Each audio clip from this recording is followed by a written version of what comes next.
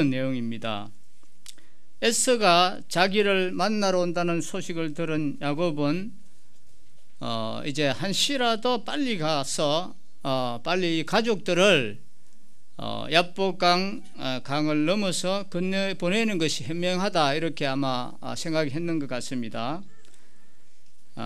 만일에 그들이 강을 건너는 도중에 에서 쪽 사람들을 만난다면 제대로 도망도 못 치게 되고 몰살당할 수 있기 때문에 아마 그렇게 생각을 했는 것 같습니다. 그래서 야곱은 이제 밤에 가족들을 이제 가족들 또 가축들을 전부 이제 건너 보내고 야곱이 이제 홀로 강이편에 있는 것을 볼 수가 있습니다.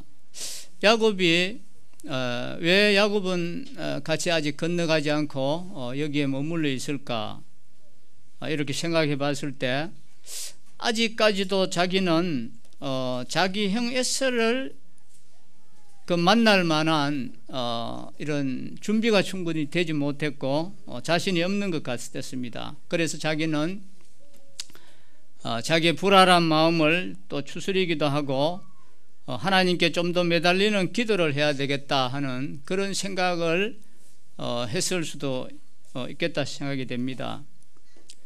그렇게 지금 생각하고 있는데 갑자기 한 사람이 나타나서 지금 덤벼드는 바람에 생각지도 못한 싸움을 지금 여기에 벌이게 되었습니다.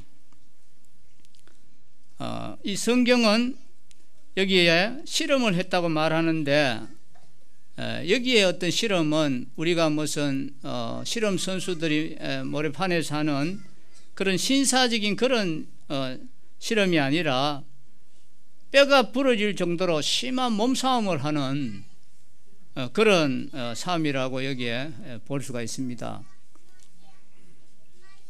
중요한 것은 야곱에게 덤벼든 그 사람이 과연 누구냐 하는 것입니다. 덤벼든 이 사람이 과연 누구냐. 처음에 아마 야곱은 이렇게 생각했을 수도 있겠습니다. 에서나 또 라반이 보낸 그런 사람이라 이렇게 생각했을 수도 있겠습니다. 그런데 그 사람은 이제 나중에 하나님으로 밝혀지고 야곱도 그 사실을 알게 된 것입니다. 그렇다면은 왜 하나님께서 사람의 몸을 입고 와서 야곱과 실험을 해야 할까요? 그리고 왜 하나님께서, 그리고 왜 야곱에게 하나님이 짐으로 해서 승리자라고 하는 이름을 붙여 주게 되었을까요? 야곱은 에서와 만나는 것이 심히 두렵습니다. 심히 두렵습니다. 그래서 아마 여러 가지 방법을 다 생각을 해냈는 것 같습니다. 먼저 가축을 두 떼로 나누었고 또 하나님께 살려달라고 매달리면서 기도도 했고 또 그것도 부족해서 에서의 마음을 달랠 수 있는 선물도 많이 준비해서 보냈습니다. 그럼에도 불구하고 이 야곱의 마음은 편치가 않았습니다. 에서에게서 목숨을 구하기 위해 할 수 있는 일이라면 무엇이든지 기꺼이 다 하고 싶은 것이 야곱의 지금 이 심정이었습니다. 그때 갑자기 예기치 않은 한 사람이 이제 덤벼드는 바람에 야곱은 그 사람과 심한 이제 몸싸움을 하게 되는 것입니다. 24절 25절 한번 보십시다. 야곱은 홀로 남았더니 어떤 사람이 날이 새도록 야곱과 씨름하다가 자기가 야곱을 이기지 못함을 보고 그가 야곱의 허벅지 관절을 치매 야곱의 허벅지 관절이 그 사람과 씨름할 때에 어긋났더라 했습니다. 우리는 이 당시에 씨름에 대해서 우리가 알 수 있는 것은 없습니다. 그러나 야곱이라고 하는 이름 자체는 이 씨름하고 굉장히 관련이 있다는 것입니다. 그 당시 씨름에는 그런 것이 있었대요. 넘어지는 척하면서 상대방의 발꿈치를 자꾸 스릿거리는 그런 기술이 있답니다. 뭐 요즘으로 뭐 안따리 기술, 뭐 여러 가지 기술처럼 그때 당시에 이런 기술이 있었다고 합니다. 그래서 속임수, 사기꾼이라고 하는 의미의 야곱의 이름이 바로 거기에서 나왔다고 하는 것입니다. 아마 그 당시에 목자들은 들판에서 양을 치면서 너무 심심하기 때문에 서로 이런 실험을 많이 했다고 합니다. 그런데 누구인지는 모르는 사람이 갑자기 나타나서 덤벼드는 바람에 야곱은 밤새 그 사람과 이제 싸우게 되는 것입니다. 우리는 여기서 두 가지를 한번 생각해 볼 수 있겠습니다. 하나는 이 사람이 야곱을 죽이려고 하지 않았다는 것입니다. 단지 그가 하려고 한 것은 야곱을 땅에 때려 눕히는 것이었습니다. 야곱은 그 사람이 자기를 땅에 때려 눕힌 후에 에서에게 끌고 가려고 한다고 아마 생각했을지도 모르겠습니다. 그러나 그는 야곱을 때려 눕히지 못했습니다. 야곱이 사생결단을 하고 그 사람에게 매달리면서 힘을 썼기 때문에 그랬습니다.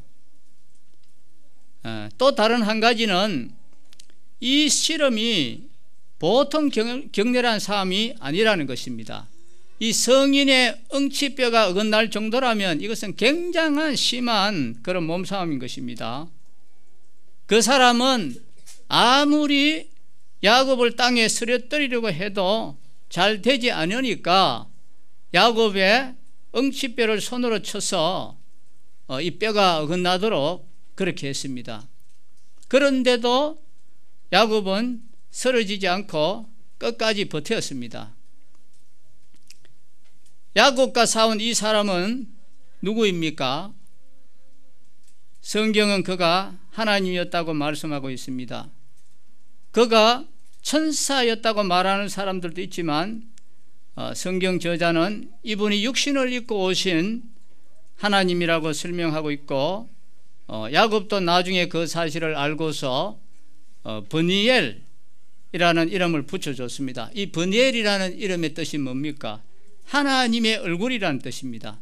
내가 하나님의 얼굴을 보았지만 죽지 않았으니 얼마나 큰 은혜인가 하는 것입니다. 하는 그 뜻으로 브니엘이라고 야곱은 부른 것입니다.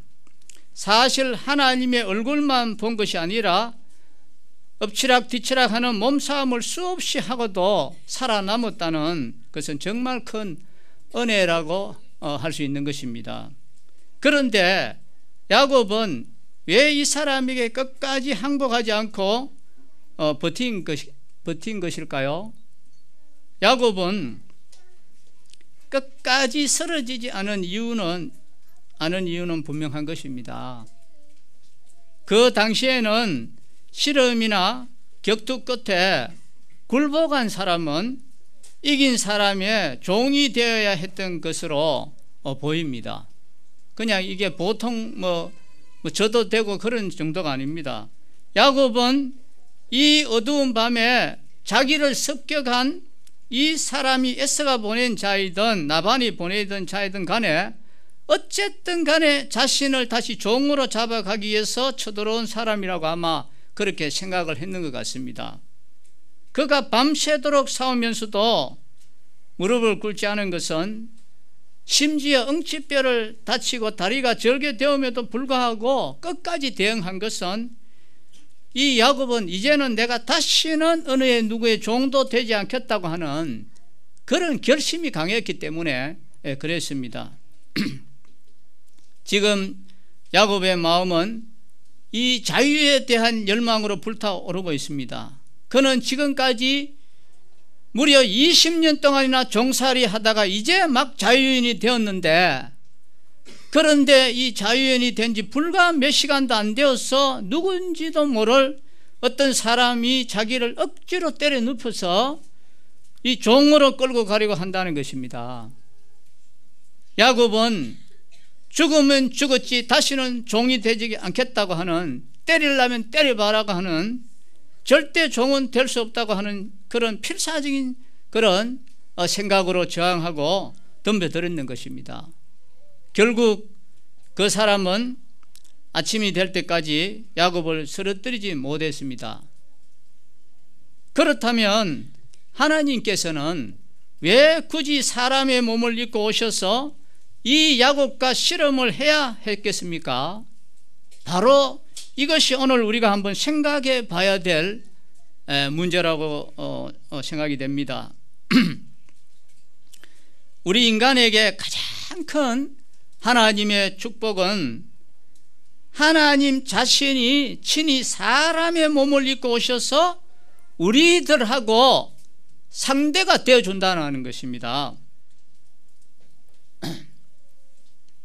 우리는 하나님께서 사람의 몸을 입고 아브라함을 불시에 방문하신 그러한 사실을 우리는 창세기 19장에서 잘 알고 있습니다. 하나님은 몸을 입고 오셔서 이제 아브라함하고 음식을 나누고 얼굴을 서로 대하면서 교제하고 말씀을 나누셨습니다. 그런데 이번에는 단순히 몸을 입고 방문하시는데 그친 것이 아니라 아예 몸을 부딪혀 가면서 지금 싸우는 것입니다. 우선 하나님께서 사람의 몸을 입고 오셔서 야곱과 싸우신 것은 하나님이 직접 그의 대전 상대가 되어 주심으로써 야곱 스스로 자신이 또 얼마나 자기가 강한 사람인지를 깨닫게 하기 위해서 그렇게 하시는 것입니다. 하나님과 겨루어 이긴 사람은 앞으로 어떤 사람을 만나도 상대할 수 있고, 앞으로 어떤 어려움을 만난다 하더라도 능히 그것을 이길 수 있다는 것입니다. 너는 그렇게 이제 음사를 부려서는 안 된다. 이제 하나님이 야곱을 이제 마침 욥을 하나님이 다잡듯이 지금 다잡습니다. 이제 26절부터 한번 그 28절까지 한번 보겠습니다. 26절부터 그가 이르되 날이 세려하니 나로 가게 하라. 야곱이 이르되 당신이 내게 축복하지 아니하면 가게 하지 아니하겠나이다. 그 사람이 그에게 이르되 내 이름이 무엇이냐?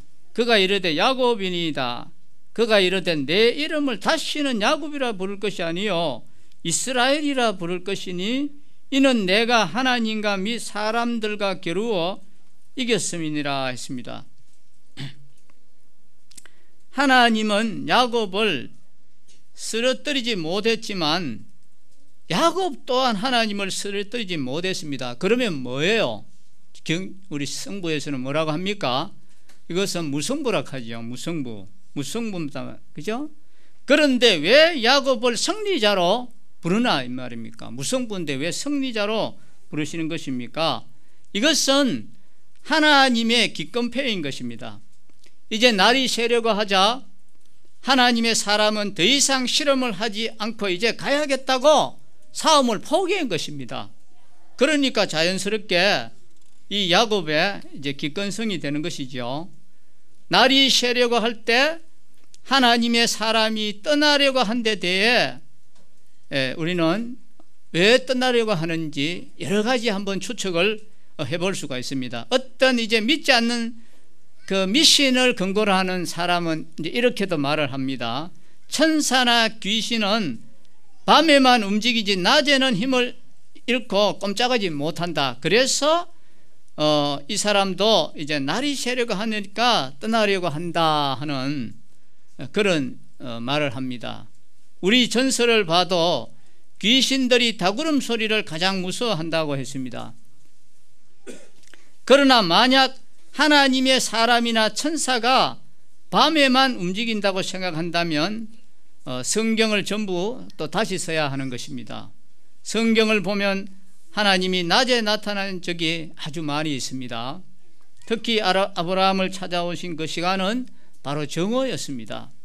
그래서 어떤 사람은 하나님의 사람이 날이 셀 때 떠나려고 한 것은 자기 얼굴을 야곱에게 보이지 않게 하기 위해서 이제 떠나려고 한다 하는 그런 말도 합니다.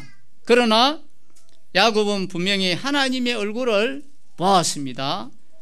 그곳 이름을 브니엘이라고 지었습니다. 또 어떤 사람은 하나님께서 야곱에게 얼굴을 보인 것까지는 어쩔 수 없지만 다른 사람에게까지 이 실험 장면을 보여주지 않으려고 떠난다고 그렇게 말하는 사람도 있지만 이것도 역시 하나의 상상에 불과한 것입니다. 하나님의 사람이 떠나려고 한 것은 이제 자기가 하는 그 뜻을 다 이뤘기 때문에 이제 떠나는 것입니다. 우리 주님께서도 자기 일을 다 하셨을 때 이제 떠나신 것처럼 여기에도 이제 자기의 사명을 다 했기 때문에 떠나는 것입니다. 이제 야곱은 새로운 경험을 해야 되는 것입니다. 어떤 경험을 해야 됩니까? 날이 샜고 야곱은 이제 그 두려운 에서를 만나야 되는 이 숙제를 풀어야 되는 것입니다. 언제까지나 하나님의 사람을 붙들고 늘어질 수 있을 수만은 없는 것입니다. 어쨌든 하나님은 야곱을 땅에 때려 눕히지도 못했고 또 스스로 싸움을 포기했기 때문에 게임은 야곱의 승리로 끝났는 것입니다. 그래서 야곱은 이스라엘이라고 하는 그 이름을 얻었습니다. 그것은 하나님을 이겼다는 것입니다. 이스라엘이라는 것은 하나님을 이겼다.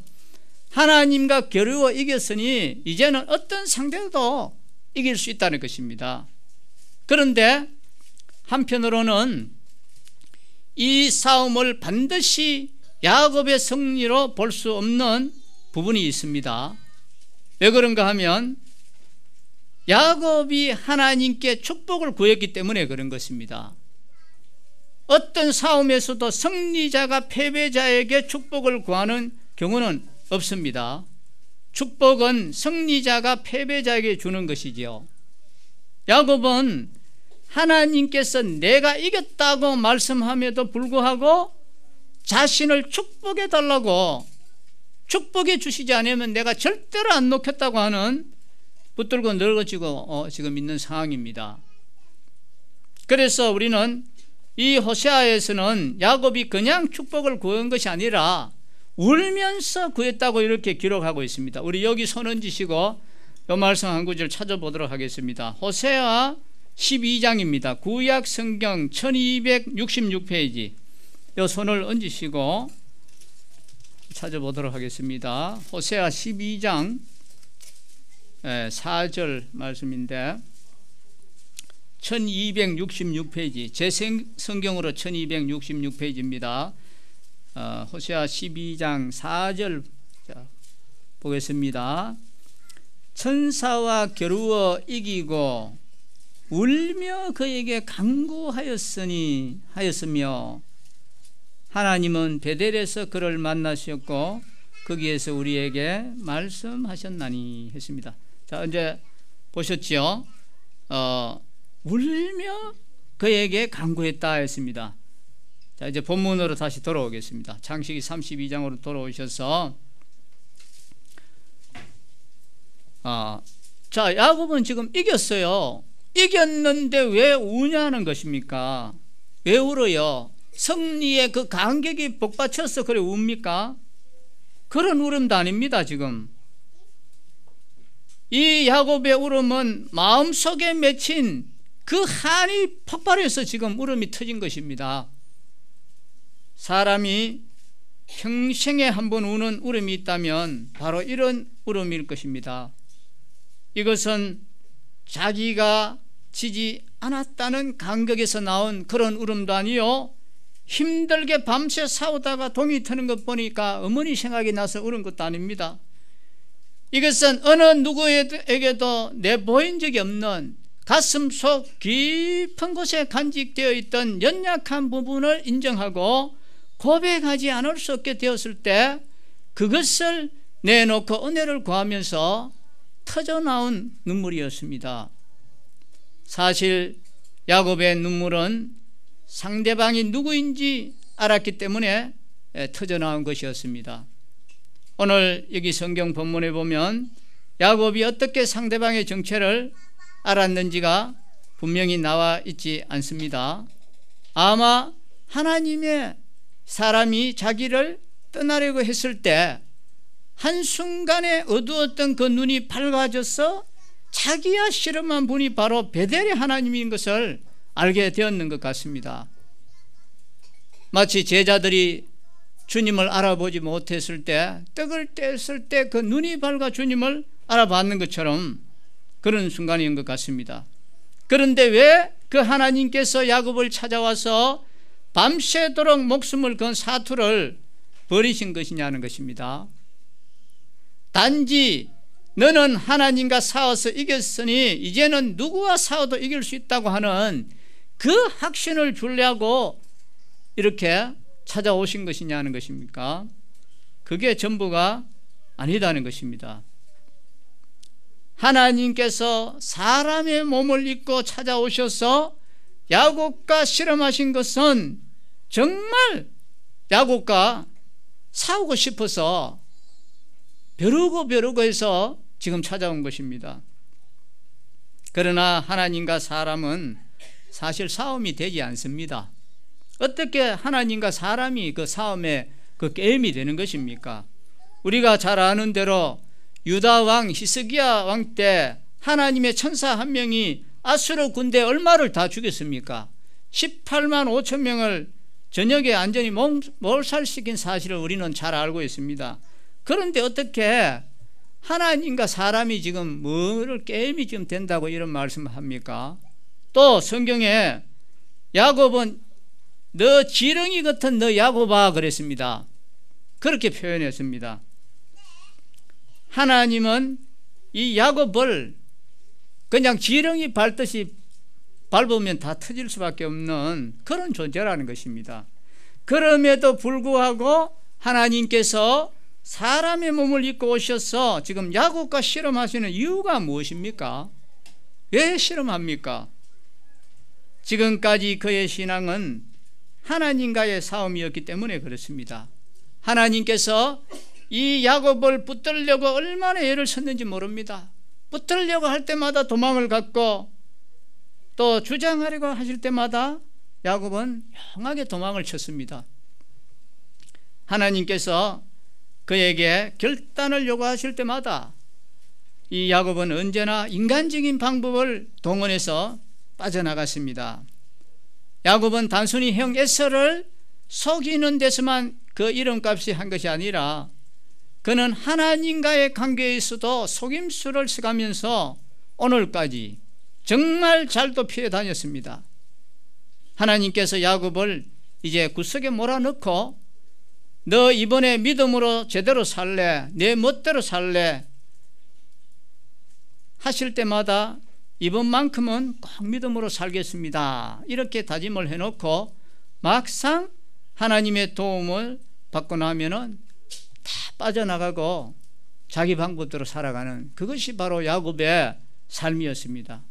어려움을 겪고 나서도 변한 것이 하나도 없었습니다. 이것이 야곱의 속임수였습니다. 말씀을 듣는 것처럼 해놓고 그 문제가 해결되면 결국 자기 모습으로 돌아가 버리는 이것이 야곱의 삶이었다는 것입니다. 우리는 하나님께서 어려움을 주실 때 어떻게 합니까? 하나님 앞에 손이 발휘되도록 우리는 빕니다. 하나님 이번 어려움만 면하게 해주시면 내가 어떤 일이 있어도 앞으로 믿음으로 살겠습니다. 이것은 하나님께 드리는 마지막 부탁입니다 하고 그런 우리가 기도를 합니다. 이렇게 해놓고도 우리는 어려움이 해결되고 나면은 언제 그런 기도를 드렸나 하는 듯이 잊어버리고 우리는 옛날의 그 모습대로 다시 돌아가는 이것이 바로 사기요 속임수인 것입니다. 지금까지 하나님은 야곱에게 수없이 속으셨습니다. 그래도 오랫동안 참으시고 기다리셨습니다. 그러나 이제는 더 이상 기다릴 수가 없었습니다. 왜 그렇습니까? 야곱이 이제 가나안 땅으로 돌아가고 있기 때문에 그런 것입니다. 하나님께서 야곱에게恩하시는 것은 몸만 가나안으로 돌아가는 것이 아니라 이제 마음으로도 돌아가야 하고 정말 믿음으로 이 땅에서 사는 것이 필요했기 때문에 그렇습니다. 야곱은 지금까지 20년이라고 하는 기간을 허비를 했습니다. 베델에서 그 영광된 하나님을 경험하고 난 후에도 무려 20년 동안 변한 것은 하나도 없습니다.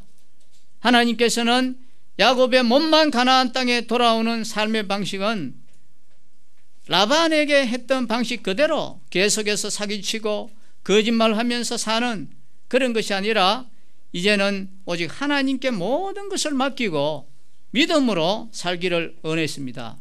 그래서 이 야곱을 찾아서 내가 지금까지 참았지만 오늘 밤에는 내가 정말 내가 오늘 너를 죽여버리겠다 하는 그런 엄청난 각오로 지금 몸싸움을 하고 있는 것입니다.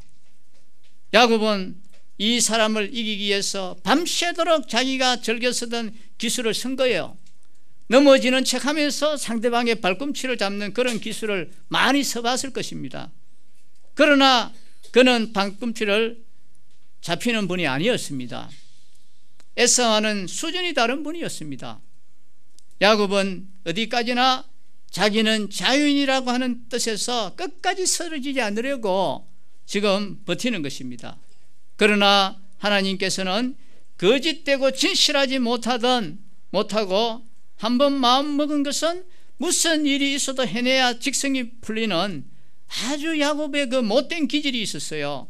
어느 누구에게도 굴하지 않고 목적을 위해서라면 수단과 방법을 안 가리는 그 기질을 오늘 하나님이 한번 꺾으려고 여기 찾아오신 것입니다.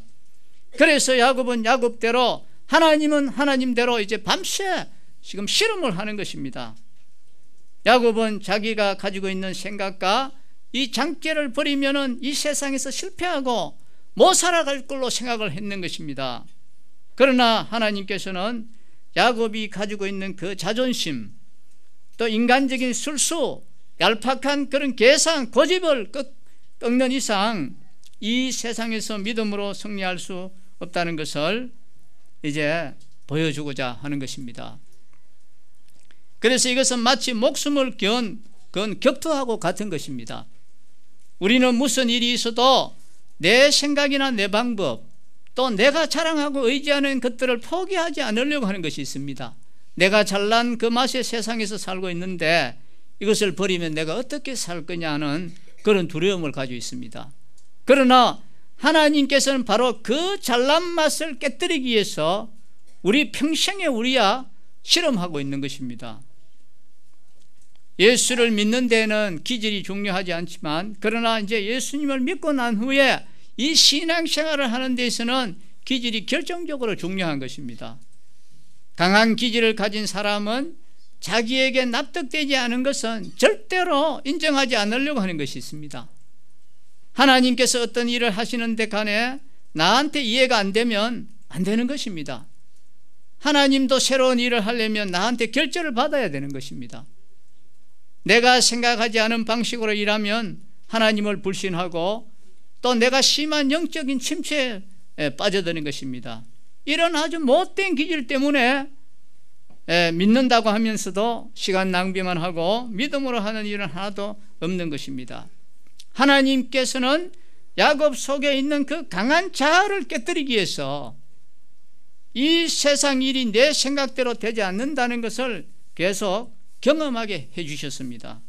야곱은 자기가 똑똑한 줄 알았지만 결국 20년 동안의 종살이 한 것 외에 남은 것이 아무것도 없습니다.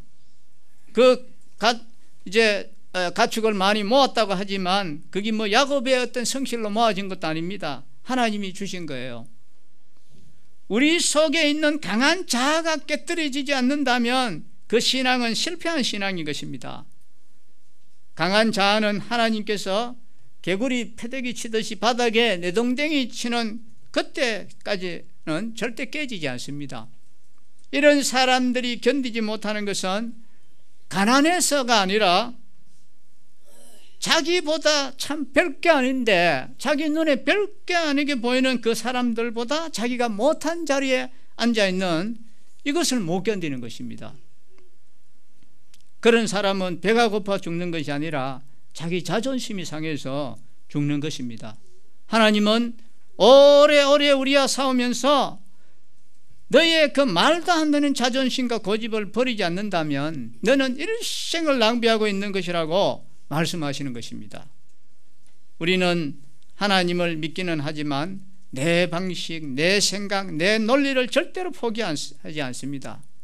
그런데 언제 그것을 꺾고 하나님 앞에 무릎을 꿇습니까? 도저히 도망칠 수 없을 정도로 이제 구석에 몰렸을 때, 이제 다리가 부러져서 도망칠 수도 없는 그런 상황이 되었을 때, 하나님의 도움이 없이는 도저히 살 수 없게 되었을 때, 그때 이제 울면서 애원하면서 우리는 하나님께 나아가는 것입니다. 야곱은 언제 자기의 고집과 방법을 버리고 하나님께 굴복했습니까? 이제 날이 새면은 에사 만나야 하는데 다리까지 부러졌으니까 도망칠 수도 없는 상황이 되었습니다. 그때 야곱은 처음으로 자기의 연약한 부분을 넣어놓고 하나님의 도움을 간구하면서 눈물로 통곡으로 지금 기도했습니다. 그 순간에 이 사기꾼 야곱은 승리자 이스라엘이라고 하는 이름으로 바뀌게 되었습니다. 야곱이 하나님의 사랑과 실험하면서 느낀 것이 무엇을 느끼겠습니까? 이 사람이 자기를 죽이려고 하지 않는다는 걸 느꼈습니다. 만일 이 사람이 자기를 죽일 마음이 있었다면 칼을 가져왔거나 무기를 가져왔거나 아니면 그 강한 힘으로 얼마든지 죽일 수 있었는데 그렇지 않았다는 것입니다. 뿐만 아니라 그는 자기를 잡아가려고 싸우는 것도 아니었습니다. 힘으로만 보면 얼마든지 자기를 때려 눕힐 수도 있는데 결코 그렇게 하지 않았습니다. 그렇다면 이 사람은 왜 이렇게 밤새 자기와 싸운 것입니까? 야곱은 이것이 자신을 깨닫게 하기 위해서라는 것을 나중에 알게 된 것입니다. 이분은 적이 아니라 같은 편으로서 무언가를 내게 가르쳐 주기 위해서 깨닫게 해 주시려고 지금 밤새도록 이렇게 애를 쓰고 있다는 것을 알게 된 것입니다. 자기와 같은 편으로서 이렇게 실험을 하는 힘센 분이 누구이겠습니까? 베델의 하나님밖에는 없습니다. 그분이 아니라면 자신에게 무언가를 가르쳐 주기 위해서 여기까지 쫓아와서 이렇게 선한 심한 대전 상대가 되어줄 분이 없습니다. 야곱은 절대로 울지 않는 사람입니다. 그는 자존심이 얼마나 세였습니까? 그것 가지고 지금까지 버텨왔던 사람입니다. 그러나 이 마지막 순간에 눈물과 통곡을 터뜨리지 않아야 할 수가 없었던 것입니다. 지금까지 야곱은 자기 인생은 자기가 책임져야 한다고 생각을 했습니다. 그래서 어떤 경우에도 빈틈을 보이지 않으려고 했습니다. 실수를 용납지 않는 사람이었습니다. 다른 사람 앞에서 언제나 완벽하고 당당하게 행동했습니다. 그러나 그의 마음속에도 약한 부분과 외로움과 책임질 수 없는 그 두려움이 있다는 것을 알았습니다. 특히 이번 에서의 문제는 자기 자존심으로도 도저히 감당할 수가 없었습니다. 그런데 바로 그때 하나님께서 육신을 입고 자기를 돕기 위해서 찾아오신 것입니다. 야곱은 사람의 몸을 입고 오신 그 하나님, 자기의 모든 것을 아시면서 또 자기보다 더 강하신 그분 앞에서 어린아이같이 울면서 이제 매달려야 했습니다. 사람들은 속마음은 어린아이 같으면서도 사람들 앞에서는 실수하지 않고 완벽하게 보이려고 하는 마음 때문에 자꾸 이선적이 되고 정직해지지 않게 되는 것입니다. 혹시 자기의 약한 부분이 내보이면 상대방이 나를 이용할까봐 하는 그런 두려움, 이런 것 때문에 또 위선과 거짓으로 겹겹이 자기 자신을 에워싸다 보니까 나중에는 아무리 껍질을 벗겨도 속을 알 수 없는 양파 같은 그런 사람이 된다는 것입니다. 그가 자신의 모습을 있는 그대로 내어놓을 그때가 언제입니까? 바로 혼자 힘으로는 도저히 감당할 수 없는 그러한 어려움 앞에 탁 됐을 때 하나님 앞에서 하나님이 이제 찾아오시는 것입니다. 그때는 이선적인 사람의 눈에서도 눈물이 흐르게 되어 있습니다. 하나님 앞에서 자신이 연약한 인간에 불과하다는 것을 인정하고 있는 모습 그대로 통곡하게 되어 있습니다. 그때 그 사람은 하나님을 이제 이긴 승리자로 나타나는 것입니다. 하나님께서는 야곱의 이름을 바꾸었습니다. 지금까지 그는 이겨보긴 했지만 정상적인 방법으로 이긴 적은 한 번도 없었습니다. 늘 쓰러지는 척하면서 다른 사람의 발꿈치를 걸어서 이기는 야비한 그런 승리자였습니다. 그러나 이제는 하나님께서 친히 승리자라는 이름을 주시는 것입니다. 어떤 승리자입니까? 하나님과 겨루어 이긴 승리자입니다. 그렇기 때문에 이제는 어떤 상대를 만나더라도 이제 이길 수 있는 것입니다. 아주 강한 상대와 한번 싸워서 이제 이긴 본 그 기량이 엄청나기 이제 때문에 웬만한 상대를 만나면 이제 호락호락 넘어가지 않습니다. 그래서 사람은 큰 물에서 노는 것이 중요한 것입니다. 도토리 키재기처럼 비슷한 사람들끼리 모여 있으면 자기 실력이 어느 정도인지를 알 수가 없습니다. 실력이 자라지 않습니다. 그러나 엄청난 상대와 한번 붙어서 사력을 다해서 한번 싸워보고 이겨보거나 비겨보면 그때부터 이제 자신감이 생겨서 웬만한 상대자는 다 이길 수 있는 것입니다. 야곱이 승리자가 된 이유는 어디에 있습니까? 하나님 앞에서 자기의 약한 부분, 도무지 변하지 않는 자기 기질, 자기 방법, 자기 자존심, 이것을 다 내어놓고 통곡하는데 거기에 있습니다. 하나님 앞에서 자신의 부족을 깨달았을 때 하나님께서 야곱을 온전히 주장하심으로써 누구를 만나더라도 이길 수 있는 승리자로 만들어 주셨습니다. 놀랍게도 야곱은 허벅지 관절이 어긋났을 때 오히려 다른 모든 사람을 이길 수 있는 힘을 얻게 된 것입니다. 이제는 더 이상 자기 힘이나 머리나 방법을 의지하는 것이 아니라 세상의 방법과 하나님의 방법을 뒤섞지 않고 온전히 하나님만 의지하는 그런 이제 삶인 것입니다. 예수님도 믿고 또 사람의 말도 믿고 솔깃해하고 자기 하고 싶은 거 다 하고 그렇지 않으면 직성이 안 풀리는 그런 기질로 이제 사는 것이 아니라 살든지 죽든지 하나님이 알아서 하십시오 하는 모든 것을 다 맡길 때 우리는 그때서야 승리자로 변하게 되는 것입니다. 우리의 삶에서 가장 큰 싸움이 뭡니까? 경제적인 어려움이 아닙니다. 빚쟁이가 아닙니다. 대학이나 사법고시나 여러 시험이 아닙니다. 내 속에 있는 저 잘난 맛, 강한 자아, 허황된 욕심을 하나님 앞에 굴복시키는 싸움, 이 싸움이 가장 큰 싸움입니다. 그래도 나는 똑똑하고 재주가 있고 하나님을 믿기는 했지만 완전히 맡길 수는 없어 하는 알량한 자아가 큰 이게 은수가 되는 것입니다. 이런 사람은 자기 머리로 미래를 자꾸 예측하기 때문에 하나님이 100% 길을 열어주지 않으면 꼼짝도 안 하는 사람입니다. 그러니까 아무것도 안 되는 사람이지요. 하나님께서 원하시는 것은 이 세상에서 성공하는 것이 아닙니다. 돈 더 벌고 좋은 집에 살고 사람들이 부러워하는 상태에서 사는 그것이 아닌 것입니다. 하나님이 원하시는 것은 아무것도 없는 상태에서 하나님을 의지하는 믿음 하나 붙들고 남들이 하지 못하는 일을 해내는 것입니다. 그렇게 하기 위해서는 나의 삶에 하나님이 오셔야 하는 것입니다. 사람의 몸을 입고 오시는 것이 아니라 내 몸을 입고 일하셔야 하는 것입니다. 자신이 하나님 앞에 아무것도 아님을 고백하는 것은 정말 힘든 일인 것입니다. 내 자존심, 내 생각, 내 고집, 내 기질을 하나님 앞에서 꺾는 것은 가장 어려운 일이에요. 그러나 만약 그것이 된다면 그 사람은 이 세상에 어떤 것도 다 이겨낼 수 있습니다. 그것은 하나님이 나를 이기시는 것이고 또 내가 하나님을 이기는 것입니다. 그때부터 나는 이스라엘이 되는 것입니다. 나 자신을 하나님께 내어드린다는 것은 무슨 뜻입니까? 내가 반드시 성공하고 잘 돼야 한다는 생각을 버리는 것입니다. 내가 뭔데 다른 사람들보다 잘 살아야 합니까? 내가 뭔데 나만 좋은 차 타고 좋은 집에 살아야 됩니까?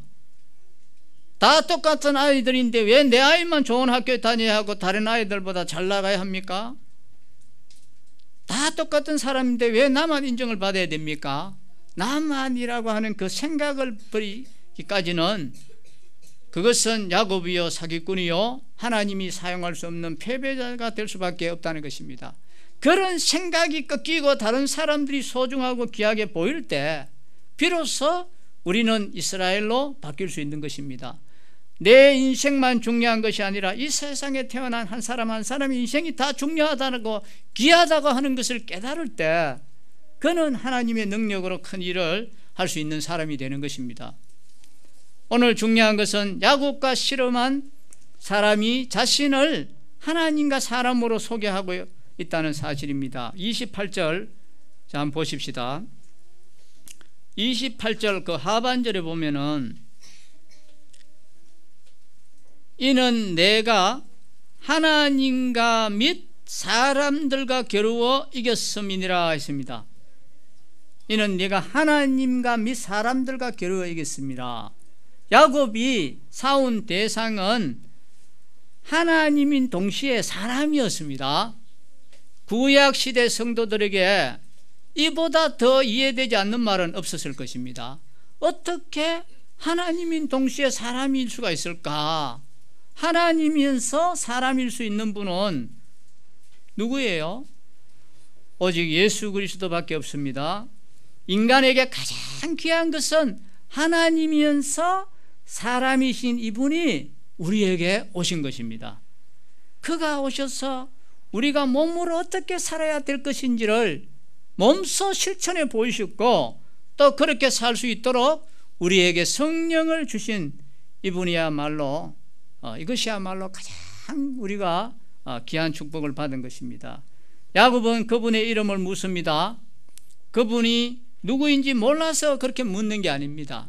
자기가 알고 있는 것을 더 분명히 확인하기 위해서 그렇게 물었습니다. 그런데 하나님께서는 그에게 자신의 이름을 말씀해 주지 않았습니다. 29절 한번 보십시다.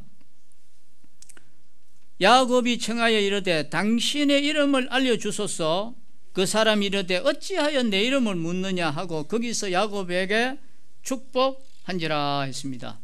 하나님께서 야곱에게 자신의 이름을 밝히시지 않은 것은 아직 때가 안 되었다는 것입니다. 하나님께서는 모세에게 자신을 여호와로 소개할 때 이렇게 이야기했습니다. 내가 아브라함과 이삭과 야곱에게 전능의 하나님으로 나타났으나 나의 이름을 여호와로 그들에게 알리지 아니하였다, 이런 말씀이 있습니다. 이것은 야곱에게 자신의 이름을 명확하게 밝히지 않으셨다는 것을 지금 이야기하는 것입니다. 다시 말해서 야곱이 단지 여호와라는 이름을 몰랐는 것이 아니라 그에게 그 이름의 의미가 얼마나 놀라운지를 설명하지 않으셨다는 뜻입니다. 이분은 나중에 이사야에게 나타나서 자신의 이름을 기묘라고 했습니다. 기묘라고 했습니다. 그 이름이 온전하게 나타난 것은, 이 기묘라고 하는 그 이름이 온전하게 나타나는 것은 언제냐? 예수께서 몸을 입고 이 세상에 오실 때였습니다. 자, 30절 한번 보십시다. 그러므로 야곱이 그곳 이름을 브니엘이라 하였으니 그가 이르기를 내가 하나님과 대면하여 보았으나 내 생명이 보존되었다 함이더라 했습니다. 야곱은 자기에게 나타난 분이 하나님인 줄 알았습니다. 그리고 자기가 그 하나님의 얼굴을 뵙고도 죽지 않은 것을 통해서 하나님께서 자기를 얼마나 사랑하시는지를 깨닫게 되었습니다. 우리 부모님이 우리에게 다정한 모습을 보이면 얼마나 좋습니까? 그런데 우리가 아버지나 어머니를 불렀는데 환한 모습으로 돌아본다면 우리가 마음이 얼마나 자녀들은 아프겠습니까? 오늘날 우리는 말씀을 통해 하나님의 얼굴을 뵙습니다. 하나님의 말씀을 듣는 이것이 바로 우리들의 브니엘입니다. 하나님께서 나와 똑같은 보잘것없는 평범한 형제의 입을 통해서 우리에게 말씀해 주시는 것은 하나님이 우리를 얼마나 사랑하시고 귀하게 생각하시는지를 나타내는 증거인 것입니다. 형제를 통해서 말씀을 우리가 듣기 싫어한다면, 시시하게 생각한다면 우리는 시내산에 가서 천둥과 벼락과 지진과 화산 가운데서 하나님을 만나서 이야기해야 되는 것입니다. 하나님께서는 오늘 나와 다를 바 없는 이 평범한 사람을 세워서 우리가 알아들을 수 있는 언어로 이야기하는 이것이 얼마나 큰 축복이고 우리를 사랑하시는 것이고 우리를 바른 길로 가게 하시는 것입니까?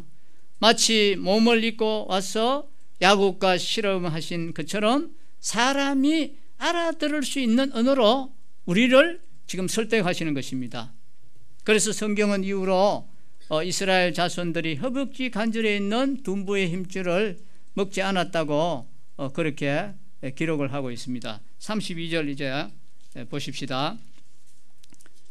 그 사람이 야곱의 허벅지 관절에 있는 둔부의 힘줄을 쳤으므로 이스라엘 사람들이 지금까지 허벅지 관절에 있는 둔부의 힘줄은 먹지 아니하더라 했습니다. 이스라엘 백성들은 모세가 출애굽기를 기록할 당시까지 이 허벅지 관절에 있는 둔부의 힘줄을 먹지 않았습니다. 자기 조상의 약한 부분, 부러진 부분, 손상된 부분이야말로 에서의 손에서, 원수의 손에서 이 세상에 있는 모든 적들의 세력에서 자신들을 건져주었다고 믿었기 때문에 그렇습니다. 그래서 그들은 짐승을 먹을 때도 그 힘줄은 먹지 않고 남겨놓음으로써 조상의 약한 부분이 더 큰 능력의 방편이 된 것을 기념을 했는 것입니다. 오늘 우리에게 꺾인 부분은 무엇입니까? 학위를 따지 못한 것입니까? 자격증을 따지 못한 것입니까? 다른 사람에게 내놓을 수 없는 나의 부모님이나 자녀들의 결정적인 연약함입니까? 사랑하는 형제 자매님, 바로 그 부분이 온 세상을 이기는 통로라는 것을 기억하셔야 됩니다. 우리는 그 꺾인 부분 때문에 하나님 앞에 울고 몸부림치는 것입니다.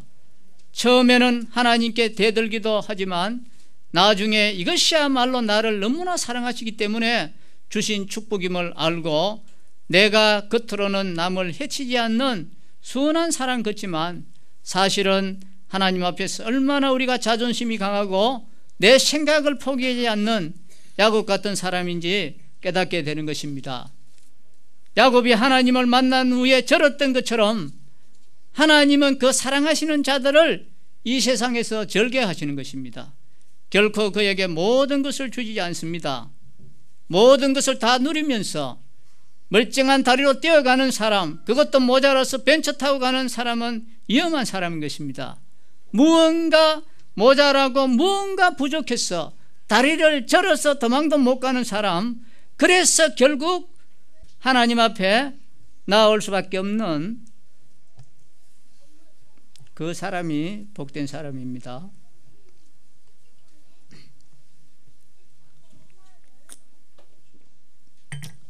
여러분, 다리를 절면 눈이 좋아진다는 사실입니다. 무언가 부족할 때 하나님이 더 잘 보이고 인생의 의미가 눈에 들어오는 것입니다.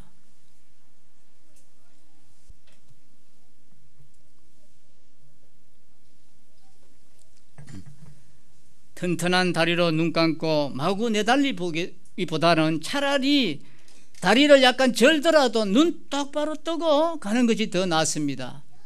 속력보다 방향이 더 중요한 것입니다. 사회적인 불구자는 어떤 사람을 만나더라도 그를 만나는 진정한 의미를 알고 공부를 하거나 직장 생활을 해도 절대로 후회하지 않는 삶을 살아가는 것입니다. 우리에게 가장 어려운 실험이 무엇입니까? 나를 힘들게 하는 시집 식구들과의 실험입니까? 아니지요? 나를 어렵게 하는 돈과의 실험입니까? 내가 그래도 저 사람들보다 낫지 하는 저 잘난 맛을 끊는 것이야 제일 어려운 실험인 것입니다. 왜 나만 중요하게 생각합니까? 왜 내 아이만 빨고 물고 합니까? 나만 중요한 것이 아니구나. 다른 사람들도 다 중요하고 존귀하구나 하는 이것을 깨닫는 것이 제일 어려운 것입니다. 자기 기질을 하나님 앞에서 꺾을 수 있는 사람은 이 세상에서 못할 것이 없습니다. 그는 다른 사람이 듣지 못하는 하나님의 세밀한 음성을 들을 수 있습니다. 겉으로 드러나지 않는 사탄의 미묘한 계획도 알아챌 수 있습니다. 이 세상에 어떻게 그런 사람을 이길 수 있겠습니까? 절대로 못 이기는 것입니다. 이 세상은 하나님과 겨루어 이긴 사람은 절대로 이기지 못합니다. 하나님께서 사람으로 오신 이유가 무엇입니까? 어려운 히브리어나 헬라어가 아니라 알아들을 수 있는 우리말로 설교 말씀을 들려주신 이유가 뭡니까? 우리를 사랑하시기 때문에 그렇습니다. 그것이 싫다면은 우리는 시내산으로 올라가서 하산 가운데서 땅이 갈라지는 갱흥 가운데서 하나님과 우리는 대면해야 되는 것입니다. 하나님께서 연약한 몸을 입고 오셔서 밤새도록 실험해 주신 야곱에게 얼마나 그것이 큰 은혜인지 우리는 알아야 되는 것입니다. 지금 우리가 상대하고 있는 분은 사람이 아니라는 것을 우리가 기억해야 됩니다. 그분은 바로 하나님이십니다.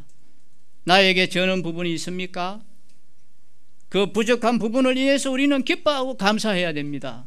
그것으로 우리는 세상을 이길 수 있기 때문에 그렇습니다. 기도하겠습니다.